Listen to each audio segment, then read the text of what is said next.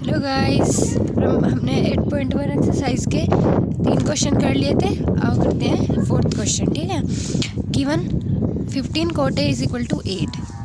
हमें ये गिवन है और हमें क्या फाइंड करना है, sine A and sec A.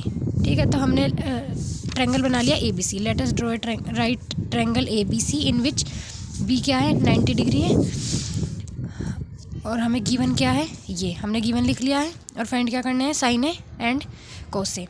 Okay, तो हम क्या करेंगे, देखो इन ट्रायंगल ए बी सी, इससे पहले एक और चीज़ लिख ली। देखो हम इससे पहले देखो यहीं पर ही ये लिख लेते हैं। हमारे पास जो ये था ना, we have 15 cot A is equal to 8। तो यहाँ से मेरे पास क्या आ जाएगा, अगर 15 को मैं 8 के नीचे लेकर जाऊँ तो cot A is equal to 8/15। ठीक है, cot A की वैल्यू ये आ गई हमारे पास। ये मैंने कहाँ से लिखा है, ये मेरे पास गिवन था। ठीक है, cot A की वैल्यू ये आ गई है।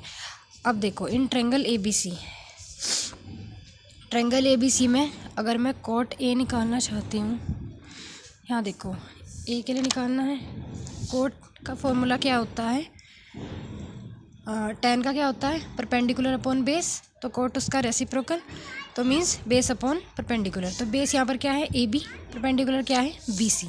तो cot A equal to A B upon B C. Okay, इसको मैं अगर इक्वेशन 1 बना लेती हूँ और इसको 2, so now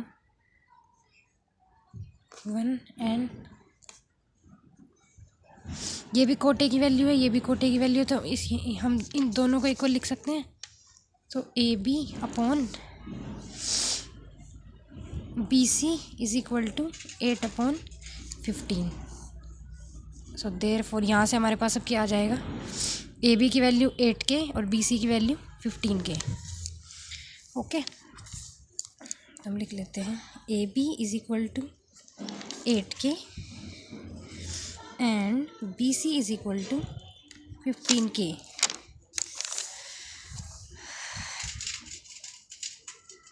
where k is a positive integer। ठीक है, अब हमें क्या करना है, देखो अपने ट्रायंगल में आते हैं। ए बी और बी सी की वैल्यू आ गई है। हमें फाइंड क्या करना है, साइन ए और सेक ए। साइन के लिए मुझे हाइपोटेनियस चाहिएगी ना, और सेक के लिए भी तो हाइपोटेनियस की ज़रूरत पड़ेगी। ए सी निकालनी है, हमारे पास ये दोनों दी हुई हैं। तो हम क्या करेंगे, अब बाय वो चल रही है, अप्लाइंग पाइथागोरस थ्योरम। क्या होती है पाइथागोरस, क्या हो जाएगा पाइथागोरस से, ए सी निकालनी है ना, ए सी हाइपोटेनियस है। तो A C is equal to code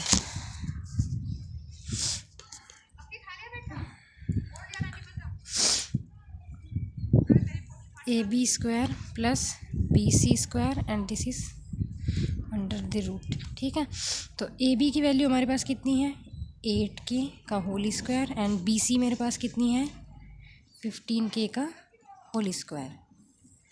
ठीक है,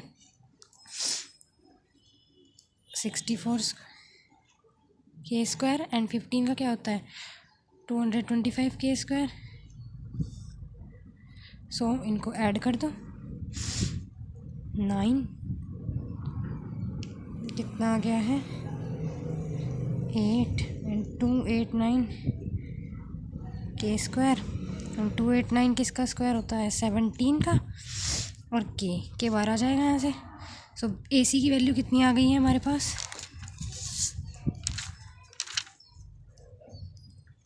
17 के।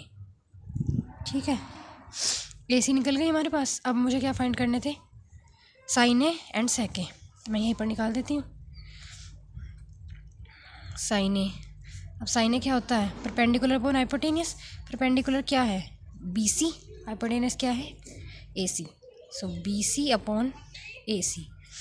सो ये कितना आ गया, बी सी मेरे पास कितनी है, 15 के, ए सी अभी फाइंड की है 17 के से के कैंसिल हो जाएगा। ये कितना आ गया है, 15/17। सिमिलरली हम सेक क्या होता है, कोस का रेसिप्रोकल। कोस क्या होता है, बेस अपॉन हाइपोटेनियस, तो इसका रेसिप्रोकल क्या हो जाएगा, हाइपोटेनियस अपॉन बेस, यानी AC अपॉन AB। सो AC अपॉन AB, AC कितनी आई है 17 के, और AB मेरे पास कितनी है 8 के, तो ये आ गया है 17/8। Okay, question is complete. क्या है कंप्लीट, और ये B 90 था, इसका 90 कर लेना।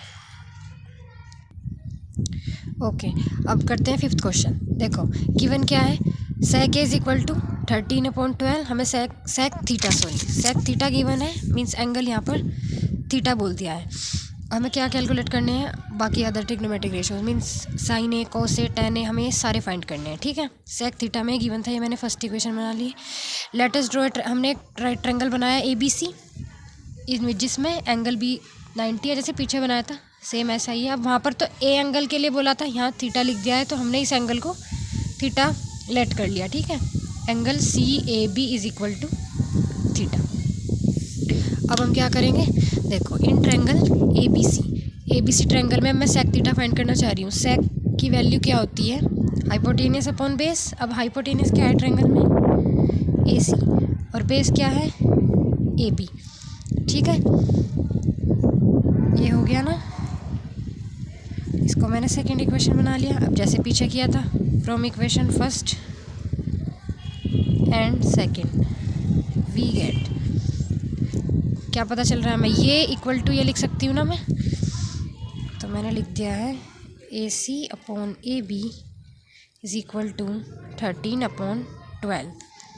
अब यहाँ से हम क्या लिख सकते हैं, therefore AC is equal to 13K and AB is equal to 12K, where K is ए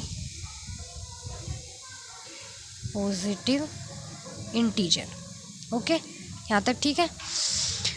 अब ये दोनों वैल्यूज़ निकल चुकी हैं, AC एंड AB। मुझे क्या फाइंड करनी है, BC, तो पाइथागोरस अप्लाई कर देंगे।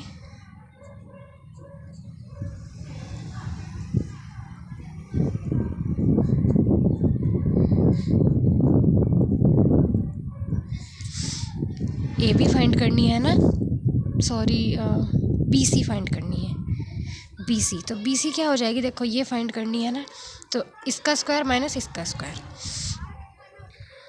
AC का स्क्वायर माइनस AB का स्क्वायर, यहाँ वैल्यूज़ रख दो। AC मेरे पास कितनी है 13K का स्क्वायर, माइनस AB कितना है 12K का स्क्वायर, ये कितना हो जाएगा 169, 12 का कितना होता है 144K स्क्वायर, माइनस कर दो, कितना आ जाएगा 25K स्क्वायर। सो ये आ गया 5K, hence BC is equal to क्या आ गया मेरे पास 5K। BC फाइंड कर लिया हमने, तीनों साइड्स आ गए हमारे पास। अब अपने सारे रेशोज़ निकाल दो। देयरफॉर साइन ए क्या होता है, perpendicular upon hypotenuse, means BC upon AC। सो BC कितनी है, अभी फाइंड की है 5K, AC कितनी है 13K। सो ये आ गया 5/13। ऐसे ही नेक्स्ट निकाल दो, कॉस ए निकाल लो। कॉस क्या होता है, बेस अपॉन हाइपोटेनियस, बेस कितना है यहाँ पर AB, और ये क्या है AC। सो AB कितना है 12K अपॉन 13K, ये आ जाएगा 12/13। ऐसे ही ये हवा इधर नहीं चल रही है,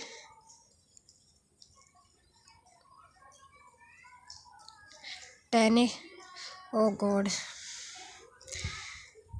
ये थीटा है, ये नहीं है थीटा। ठीक है, क्वेश्चन में थीटा ही है, तो हम थीटा से ही सोल्व करेंगे पूरा।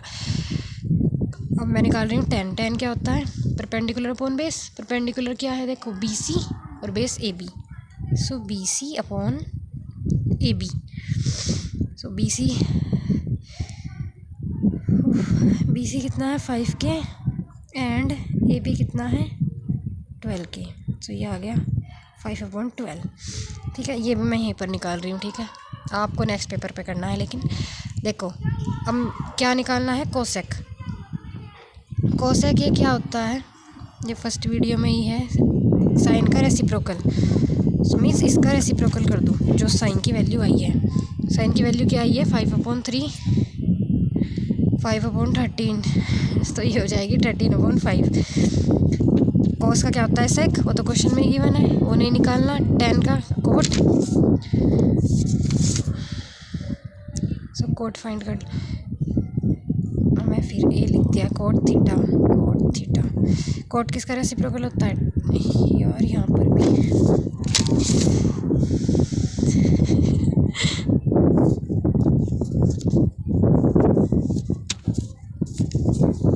रुक जा।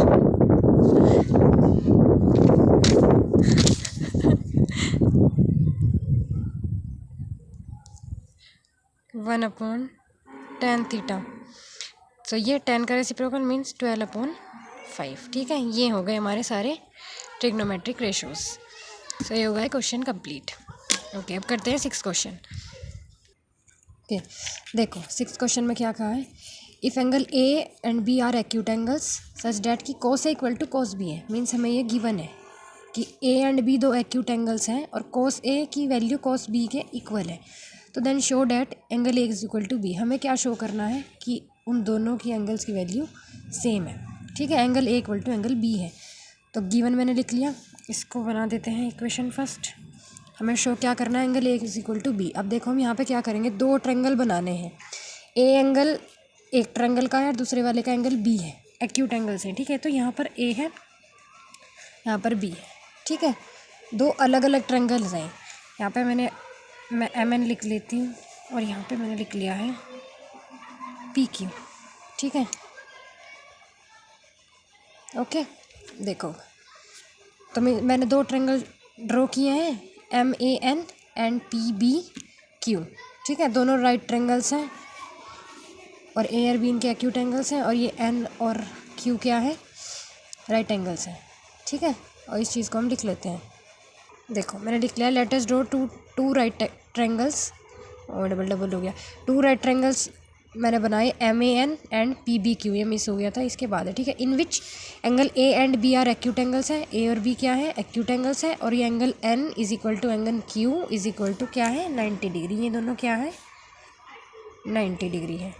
ठीक है, अब देखो ये जो क्वेश्चन है 6, ये बिल्कुल ऐसा है जैसे एग्जाम्पल सेकंड था। तो अगर आपने वो नहीं किया तो पहले उसको देख लो, वहाँ पे मैंने बहुत अच्छी तरह समझा था कि क्या करना है, कैसे करना है, क्यों किया। जब ये लाने के लिए हम क्या करेंगे, इन दोनों ट्रायंगल्स को सिमिलर प्रूफ करेंगे। ठीक है, बिल्कुल उसी के जैसा है, बस वहाँ पर क्या था, sine A is equal to sine B था, बस ये चेंज था, वरना बाकी का सब सेम है।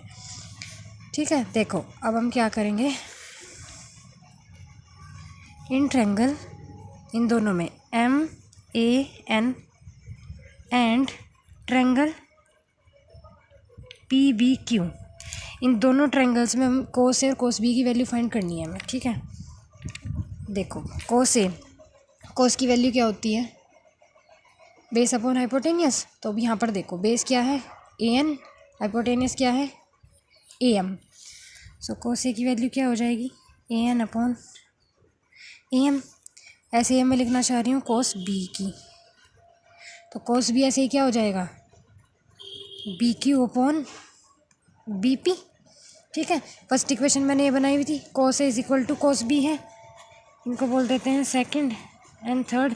फर्स्ट सेकंड थर्ड से मुझे क्या पता चल रहा है, देखो cos A is equal to cos B लिखना है, तो मीन्स ये इज इक्वल टू ये लिखना है। ठीक है, so from equation first second and third we get A N upon A M is equal to B Q upon B P. ठीक है,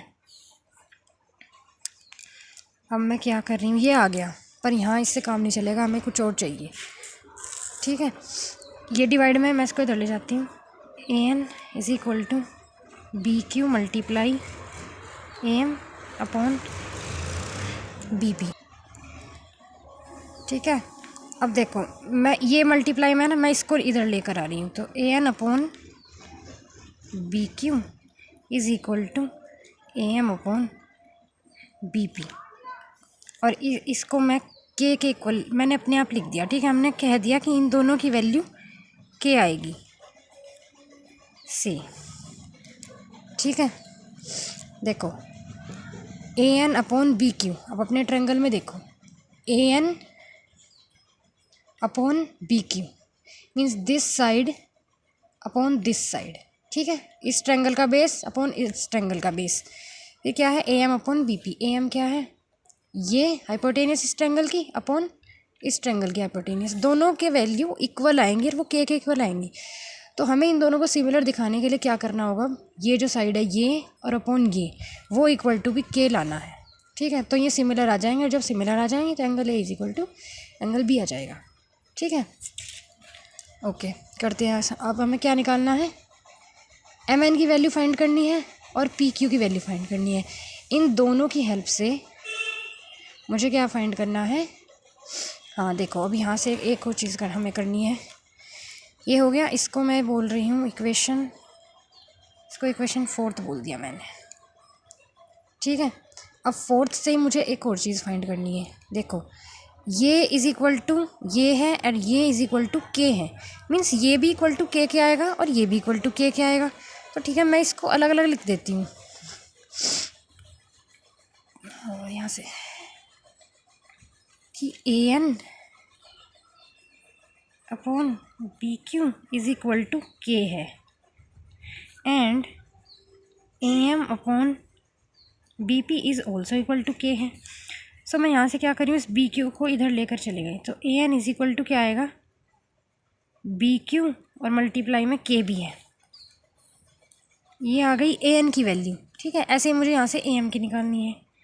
सो ए एम की क्या आ जाएगी, बी पी मल्टीप्लाई में के भी है। ठीक है, ये आ गई। अब हमें इसकी नीड होने वाली आ गया, इसलिए हमने पहले ये फाइंड आउट कर लिए। देखो ए एन आ गई एंड ये क्या आई है, ए एम। ओके, अब हमें क्या करना है, एम एन की वैल्यू फाइंड करनी थी ना। देखो ये रहा, अब M N and P Q, इन दोनों की हेल्प से अगर मैं एम एन की वैल्यू निकालूं पाइथागोरस से, क्या आएगी,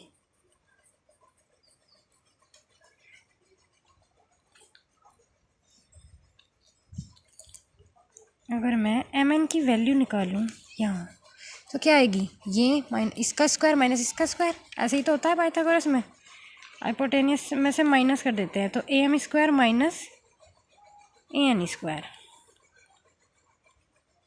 ओके, अब यहाँ से देखो ये इक्वेशन 4 थी, वैसे तो ये हमने 4 से ही फाइंड किए हैं ना, पर इन दोनों को अगर आप एक अलग इक्वेशन बनाना चाहते हो तो आप इसको 5th बोल सकते हो, इन दोनों को कंबाइनली। ठीक है, 5th इक्वेशन बोल दी मैंने इनको। अब यहाँ से ए एम की वैल्यू क्या है, ये आपको यहाँ पुट करनी है। ठीक है, यहाँ पर रखो ए एम की वैल्यू क्या है, बी पी के, इसका पूरे का स्क्वायर। ठीक है, ऐसे ही ए एन की है ये, सो बी क्यू डॉट के और इस पूरे का स्क्वायर। ठीक है, अब ये क्या हो जाएगा, बी पी का स्क्वायर और के का अलग से स्क्वायर, ऐसे ही बी क्यू का स्क्वायर और के का अलग से स्क्वायर।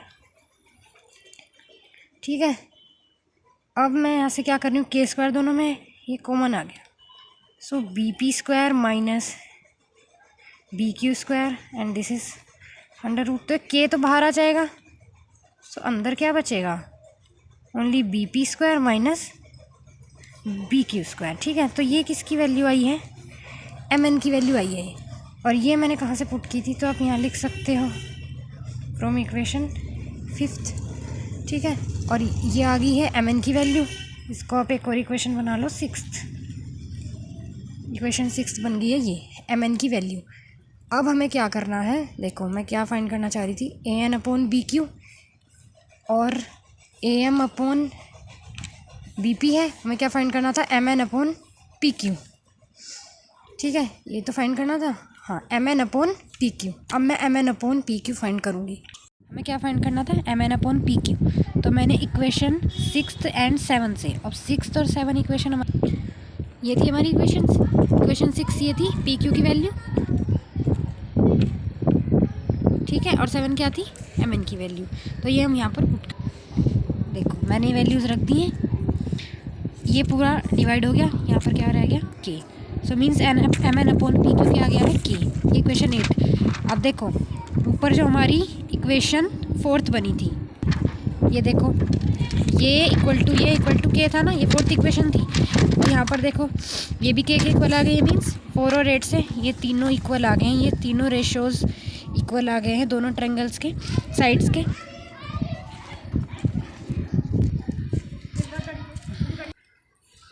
तो ये दोनों ट्रायंगल्स, ट्रायंगल MAN और ट्रायंगल PBQ क्या हो गए हैं, सिमिलर, ठीक है। और जब ये ट्रायंगल सिमिलर हो गए हैं तो इनके कोरस्पॉन्डिंग एंगल्स इक्वल होंगे। तो angle A equal to angle B। ये हो गया क्वेश्चन पूरा।